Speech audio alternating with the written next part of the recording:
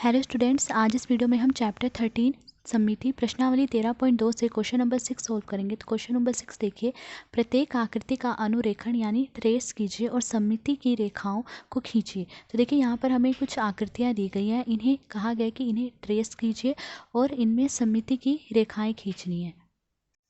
तो देखिए क्वेश्चन में जो उन्होंने आकृति दी है, ठीक वैसी ही आकृतियाँ जो मैंने यहाँ ग्राफ पेपर पर बना ली। अब इनमें सममिति की रेखाएँ खींचनी है।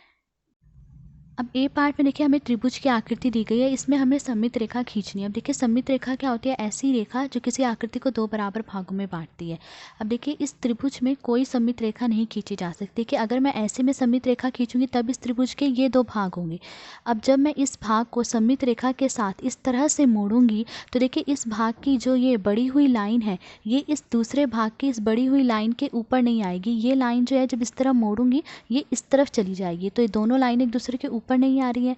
ठीक है, तो ऐसे में तो सममित रेखा नहीं खींच सकती। फिर देखिए जब ऐसे में सममित रेखा खींचूंगी तब इस त्रिभुज के ये दो भाग होंगे। अब जब मैं इस वाले भाग को इस तरह से सममित रेखा के साथ मोड़ूंगी तो देखिए इस वाले भाग की जो ये वाली बड़ी हुई लाइन है ये मुड़कर देखिए इस तरफ आ जाएगी। ये इस लाइन के ऊपर नहीं आ रही है, इस तरफ जा रही है। ठीक है, तो इस त्रिभुज में जो है सममित रेखा नहीं खींची जा सकती। अब बी पार्ट में देखिए ये आकृति दी गई है, इसमें सममित रेखा खींचनी है।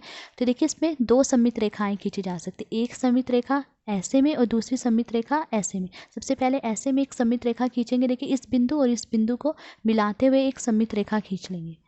तो देखिए मैंने ये सममित रेखा खींच दी है। ये सममित रेखा इस आकृति को इन दो भागों में बांट रही है। अब देखिए जब मैं इस वाले भाग को सममित रेखा के साथ इस तरह से मोड़ूंगी तो ये वाले भाग और ये वाला भाग, ये दोनों भाग एक दूसरे के ऊपर पूरी तरह से आ जाएंगे।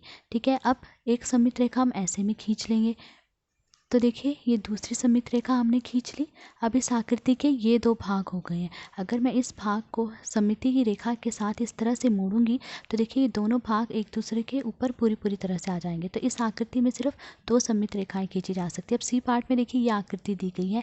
अब इसमें देखिए इसमें सिर्फ एक ही सममित रेखा खींची जा सकती है। इस बिंदु को इसके सामने वाली भुजा के मध्य बिंदु से मिलाते हुए हम ऐसे में एक सममित रेखा खींचेंगे। तो देखिए ऐसे में हमने सममित रेखा खींच दी। अब इस आकृति के ये दो बराबर भाग हो गए। अगर मैं इस भाग को इस तरह से सममित रेखा के साथ मोड़ूंगी तो देखिए दोनों भाग एक दूसरे के ऊपर पूरी तरह से आ जाएंगे। अब देखिए इस आकृति में सिर्फ एक ही सममित रेखा खींची जा सकती है। अगर मैं ऐसे में खींचूंगी तब इस आकृति के ये दो भाग होंगे और ये दोनों बराबर नहीं है। अब डी पार्ट में देखिए ये आकृति दी गई है। अब इसमें सममित रेखा खींचनी है। तो देखिए सबसे पहले तो एक सममित रेखा हम इस तरह से खींच लेंगे। देखिए इस भुजा का मध्य बिंदु ले लीजिए, ये भुजा का मध्य बिंदु है और इसके सामने वाली इस भुजा का भी मध्य बिंदु हमने ले लिया। अब इन दोनों मध्य बिंदुओं को मिलाते हुए हम ऐसे में सममित रेखा खींचेंगे। तो देखिए हमने ये सममित रेखा खींच ली है। ये रेखा देखिए इस आकृति को इन दो बराबर भागों में बांट रही है। अगर इस भाग को सममिति की रेखा के साथ इस तरह से मोड़ूंगी तो देखिए दोनों भाग एक दूसरे के ऊपर पूरी तरह से आ जाएंगे। अब देखिए ऐसे में सममित रेखा खींच लेंगे। अब इस भुजा का मध्य बिंदु ले लिया हमने और इस दूसरी भुजा का भी मध्य बिंदु ले लिया। अब इन दोनों मध्य बिंदु को मिलाते हुए हम ऐसे में सममित रेखा खींच लेंगे। तो देखिए अब हमने दूसरी सममित रेखा खींच दी। अब इस आकृति के ये दो भाग हो गए। अगर मैं इस भाग को सममित रेखा के साथ इस तरह से मोड़ूंगी तो देखिए दोनों भाग एक दूसरे के ऊपर पूरी तरह से आ जाएंगे। ठीक है, अब देखिए अब इस बिंदु और इस बिंदु को मिलाते हुए एक सममित रेखा ऐसे में खींचेंगे। तो देखिए और सममित रेखा हमने खींच दी। अब इस आकृति के ये दो भाग हो गए हैं बराबर। अगर मैं इस भाग को सममिति की रेखा के साथ इस तरह से मोड़ूंगी तो देखिए दोनों भाग एक दूसरे के ऊपर पूरी तरह से आ जाएंगे। अब इस बिंदु और इस बिंदु को मिलाते हुए एक सममित रेखा खींचेंगे। तो देखिए हमने सममित रेखा खींच दी। अब इस आकृति के ये दो बराबर भाग हो गए हैं।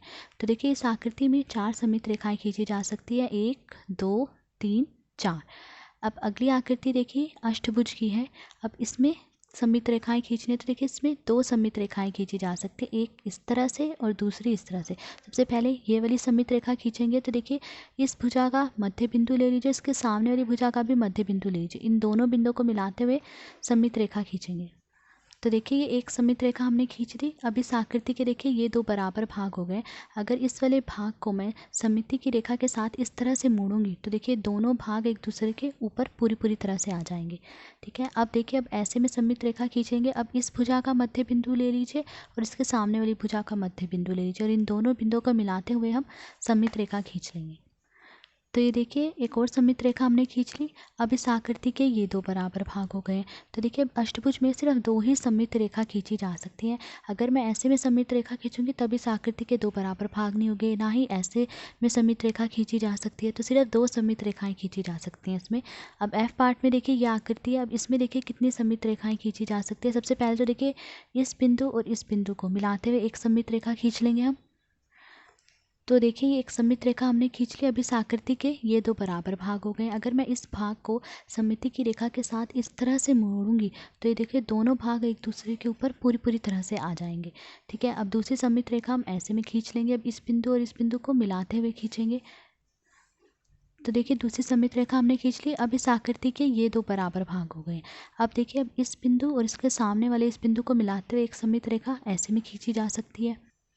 अब देखिए ये एक सममित रेखा हमने खींच ली। अब इस आकृति के ये दो भाग हो गए। अगर मैं इस वाले भाग को, ठीक है, इस वाले भाग को सममित रेखा के साथ इस तरह से मोड़ूंगी तो देखिए ये और ये भाग, ये दोनों भाग एक दूसरे के ऊपर पूरी तरह से आ जाएंगे। अब इस बिंदु और इस बिंदु को मिलाते हुए एक सममित रेखा ऐसे में खींची जा सकती है।